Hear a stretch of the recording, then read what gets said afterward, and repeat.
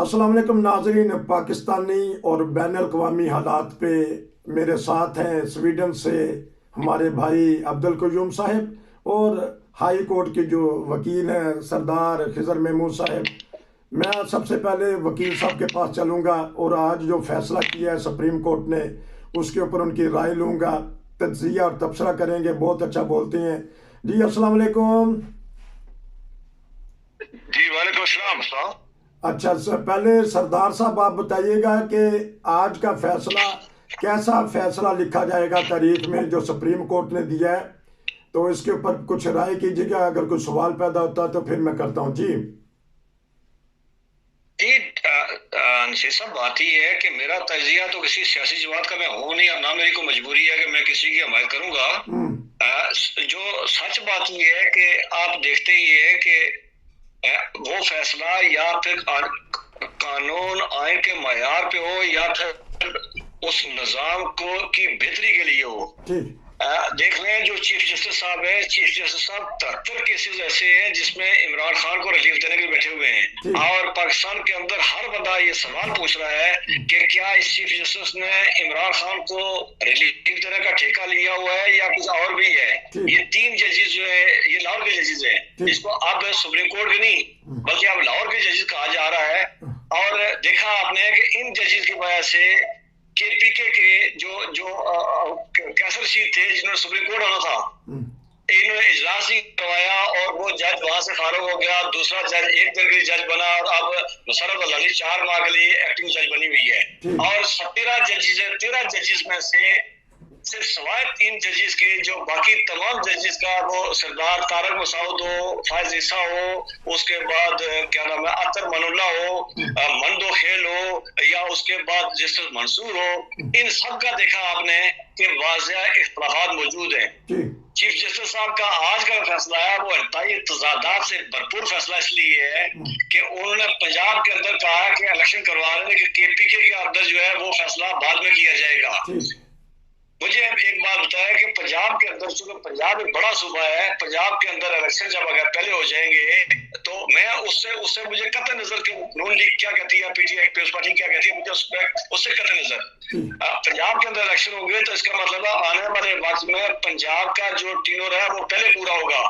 इसका मतलब अब हर साल जो है पहले 5 साल के बाद जो इलेक्शन पंजाब के पहले हुआ करेंगे और बाकी सूबों के या अखबार की इलेक्शन अलग हुआ करेंगे।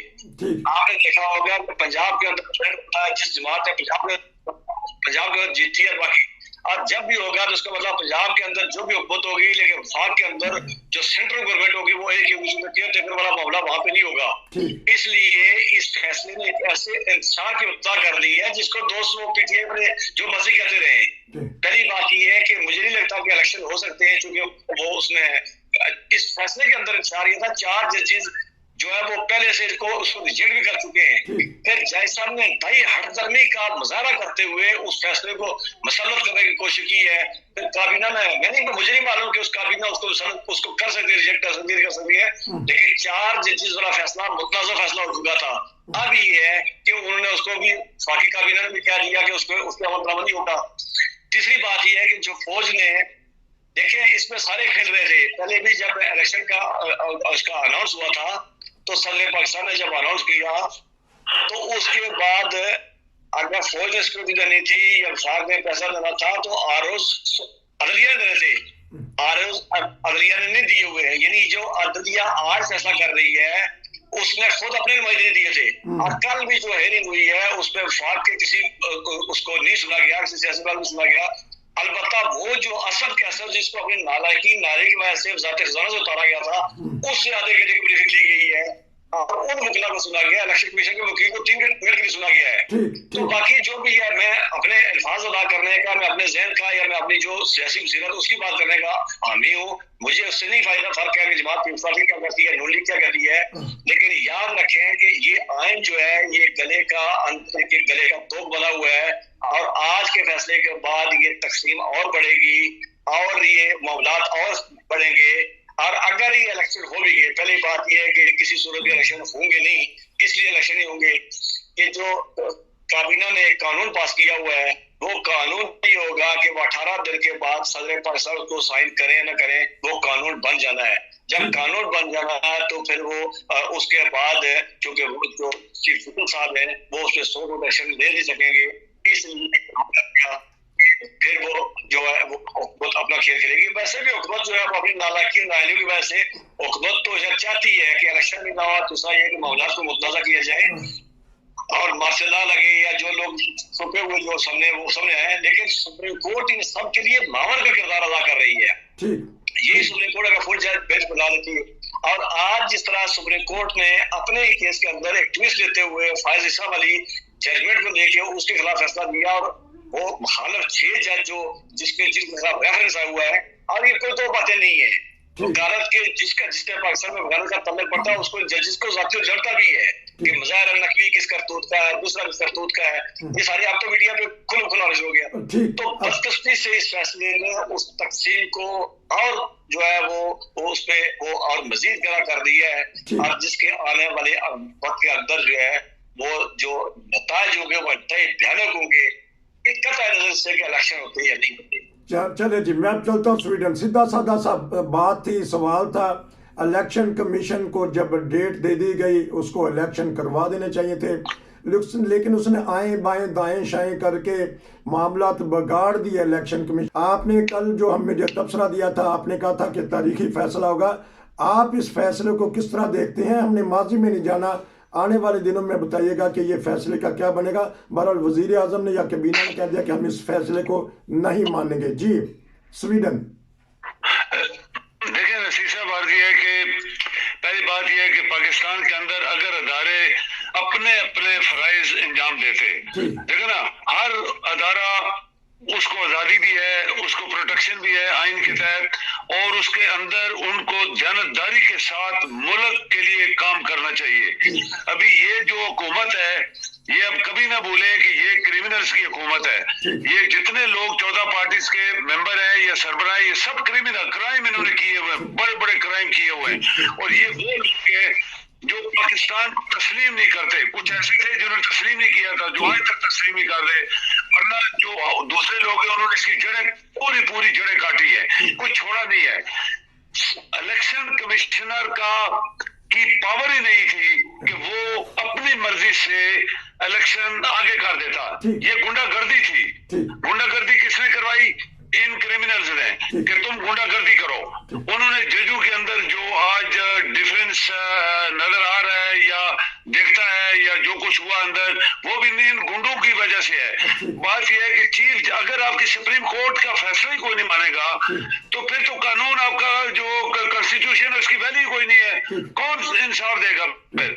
और चीफ जस्टिस इस पूरी सुप्रीम कोर्ट का हेड होता है, अगर उसको भी कोई नहीं मानेगा तो फिर आपका पाकिस्तान नहीं चलने वाला। इस पाकिस्तान को बेच दो, फिर दूसरे किसी मुल्क को दे दो, वो चलाएगा जैसे बाकी दुनिया कई मुल्कों में चल रहा है। पाकिस्तान एक आइन बनाया गया है, उसके ऊपर अदालतें काम करती हैं, अदालतों के अंदर भी इन सियासतदानों के गुंडे बैठे हुए हैं। कोई ये कभी ना सोचिएगा कि इनके बंदे वहां पे नहीं है। ये जो जज बनवाते रहे, ये इन सियासतदानों ही की करामात थी अपने लिए कि मेरा कल फैसला होगा, मेरे खिलाफ केस होगा करप्शन का, कत्ल का, तो ये मुझे माफ करेंगे, मुझे छोड़ देंगे। सुप्रीम कोर्ट ने जो फैसला दिया वो इलेक्शन कमिश्नर की गुंडागर्दी की वजह से सब कुछ हुआ। अगर वो ध्यानदारी के साथ पाकिस्तान का एक अदारा इलेक्शन कमीशन और इलेक्शन 90 डेज के अंदर होने चाहिए, अगर वो ध्यानदार होता तो जो मर्जी कर ले गवर्नमेंट, वो कहता मेरा अदारा है, मैं फ्री हूँ, इलेक्शन कराऊंगा। वो गुंडागर्दी उसने की, वो जानबूझ के डिले किया, फिर आगे खींच के ले गया। सुप्रीम कोर्ट ने उस एक्शन को नल एंड वाइड किया कि तुम्हारी पावर ही नहीं थी कि तुम इन इलेक्शंस को 30 अप्रैल से 8 अक्टूबर तक ले जाता। ये सवाल था सुप्रीम कोर्ट के सामने, और सुप्रीम कोर्ट अगर ना करती तो ये जो आपकी क्रिमिनल्स हैं ये तो आपके 10 साल यहाँ नहीं निकलने वाले, ये तो ज़िया लाख को भी क्रॉस कर जाते। ये तो इतने गुंडे लोग हैं, कातिल हैं, मनी लॉन्डर्स हैं, पाकिस्तान का पैसा लूटने वाले हैं, पाकिस्तान के लोगों की इज्जत लूटने वाली है, पाकिस्तान को कंगाल इस क्रिमिनल गवर्नमेंट ने किया है।